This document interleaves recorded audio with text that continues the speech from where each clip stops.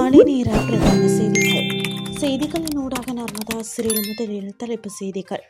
யாழில் உளவு இயந்திரத்துடன் 9 பேர் கடற்படையால் கைது. நாட்டின் பல பகுதிகளில் 75 மில்லிமீட்டருக்கும் அதிகமான ஓரளவு பலத்த மழை. அணு ஆயுத பரவல் தடை சட்டத்திற்கு அப்பட்டமான சவால். ரஷ்யா கடும் எச்சரிக்கை. இனி விரிவான செய்திகள். யாழில் உளவு இயந்திரத்துடன் 9 பேர் கடற்படையால் கைது செய்யப்பட்டுள்ளனர்.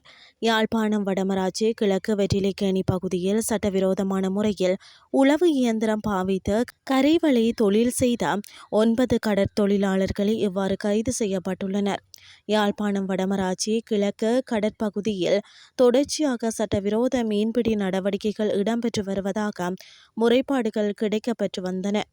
இதன் அடிப்படையில் வெற்றிலைக்கேணி கடற்படை மேற்கொண்ட விசேட நடவடிக்கையில் வெற்றிலைக்கேணி பகுதியில் சட்டவிரோதமான முறையில் உளவு இயந்திரம் பாவித்து கரைவலை தொழில் செய்த 9 கடற்தொழிலாளர்கள் 2 உளவு இயந்திரங்களுடன் கைது செய்யப்பட்டுள்ளனர். இது குறித்து சுன்னாகம் காவல்துறையினருக்கு தகவல் கிடைத்துள்ளது.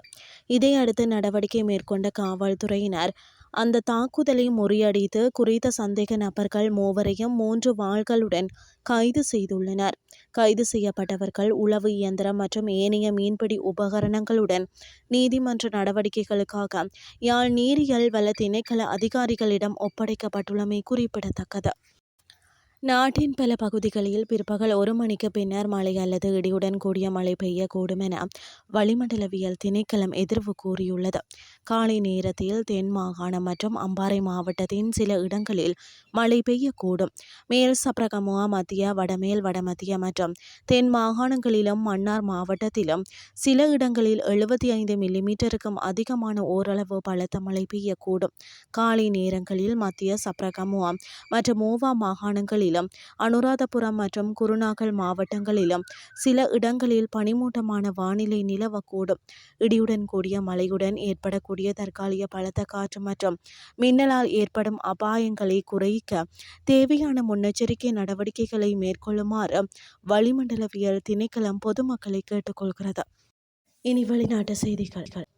ஈரான் மீது அமெரிக்கா மற்றும் இஸ்ரேல் மேற்கொண்டுள்ள இராணுவ நடவடிக்கை அணு ஆயுத பரவல் தடை சட்டத்திற்கு எதிரான ஒரு பகிரங்கமான செயல் என்று ரஷ்யாவின் சிறப்பு தூதர் ஆண்ட்ரே பெலோசோவ் கடுமையாக சாட்டியுள்ளார்.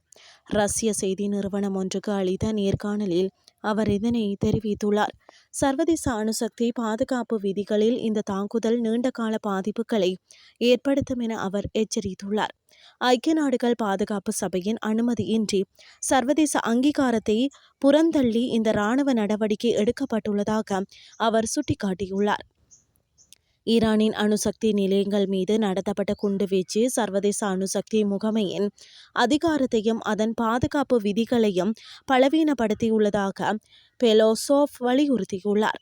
அமைதியான நோக்கங்களுக்காக அணுசக்தியை பயன்படுத்த ஈரானுக்கு இருக்கும் பறிக்க முடியாத உரிமையை அமெரிக்காவும் இஸ்ரேலும் மீறியுள்ளதாக குறிப்பிட்ட அவர் இது சர்வதேச சட்டத்திட்டங்களுக்கு விடப்பட்ட சவால் என்றும் தெரிவித்துள்ளார். இந்த தாக்குதலானது அணுசக்தி ஒத்துழைப்பு கட்டமைப்பில் ஈடு செய்ய முடியாத விரிசலை ஏற்படுத்தும் எனவும் அவர் கவலை வெளியிட்டுள்ளமை குறிப்பிடத்தக்கது. இத்துடன் செய்திகள் யாவன் நிறைவடைகின்றது. அடுத்த காலை 8:30 எதிர்பாருங்கள். நன்றி.